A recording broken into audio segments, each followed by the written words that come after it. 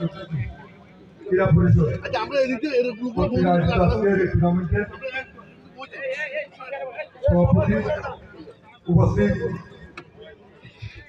আমাদের বিএনপি নেতৃবৃন্দ, এই টুর্নামেন্টের আয়োজকবৃন্দ, এই টুর্নামেন্টে যারা খেলছেন আপনাদের সকলকে আমার পক্ষ থেকে আপনাদেরকে শুভেচ্ছা জানাচ্ছি, আপনাদেরকে অভিনন্দন জানাচ্ছি। খেলা চলছে, খেলার শেষে এই টুর্নামেন্ট কমিটির নেতৃবৃন্দ এবং যারা আরো অতিথি আছেন আপনারা মিলে একসঙ্গে এদেরকে পুরস্কৃত করবেন। আমি আরেকটা অনেক দূর, প্রায় রুমিয়া বাজার, ওখানে একটা দোয়া মাহফিল আছে, সব মানুষ এখানে আমাদের পরপরই চলে আসবে। আমি আপনাদের এখানে এসেছি, ইনশাল্লাহ পরবর্তী আবার আসবো। আজকে যারা এখানে তরুণ প্রজন্ম যারা এই খেলাধুলার আয়োজন করেছেন এবং যারা খেলছেন, আপনাদের নিকট শুধু একটি কথাই বলবো, আপনারা লেখাপড়ার ফাঁকে ফাঁকে আপনারা খেলাধুলায় সময় দেবেন। আপনাদের সাথে যারা আরো তরুণরা আছে তাদেরকেও এই খেলার সাথে একত্রিত করবে, কারণ যার সত্যিকারে যারা খেলাধুলায় ব্যস্ত থাকে তারা অন্য সকল খারাপ কাজ থেকে দূরে থাকতে।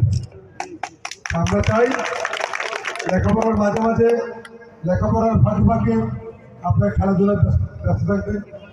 আগামীতে আপনার যেন এই খেলাধুলাটাকে এটাকে একটা পেশা হিসাবে বিএনপি স্বীকৃত দিয়েছে, যে আগামীতে বিএনপি সরকার ক্ষমতায় গেলে এই খেলাধুলাকে পেশা হিসাবে স্বীকৃত দিবে, যাতে আমাদের তরুণ সমাজরা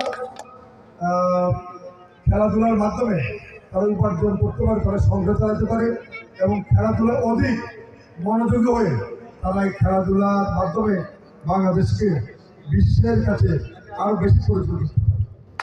আর প্রিয় সম্মানিত মুরব্বীরা যারা আছেন, আমি আপনাদেরকে অনুরোধ করব, যারা খেলাধুলায় ব্যস্ত থাকেন আপনারা এই আমাদের তরুণ প্রজন্মকে এই খেলাধুলার জন্য আপনারা তাদেরকে সহযোগিতা করবেন, তাদের পাশে থাকবেন, তারা যেন এই খেলাধুলা উৎসাহিত হয় সেই জন্য আপনারা তাদেরকে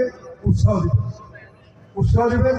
ইনশাল্লাহ আমি আশাবাদী, এই তরুণ প্রজন্ম যদি খেলাধুলায় ব্যস্ত থাকে তাহলে ওদের দ্বারা সমাজের কোনো খারাপ কাজ ওদের দ্বারা সংগঠিত হবে। আর আমি বেগম খালেদা জিয়ার প্রতিনিধি হিসাবে আমি আপনাদের সাথে আছি, আমি কাজ করছি। যেভাবে বেগম খালেদা জিয়াকে আপনারা আগে সহযোগিতা করছেন, সাহায্য করছেন, বেগম খালেদা জিয়ার পাশে ছিলেন, আগামী দিনেও আপনারা আমার পাশে থাকবেন, সহযোগিতা করবেন। ইনশাল্লাহ আমি আপনাদের একটি সুন্দর সমাজ ব্যবস্থা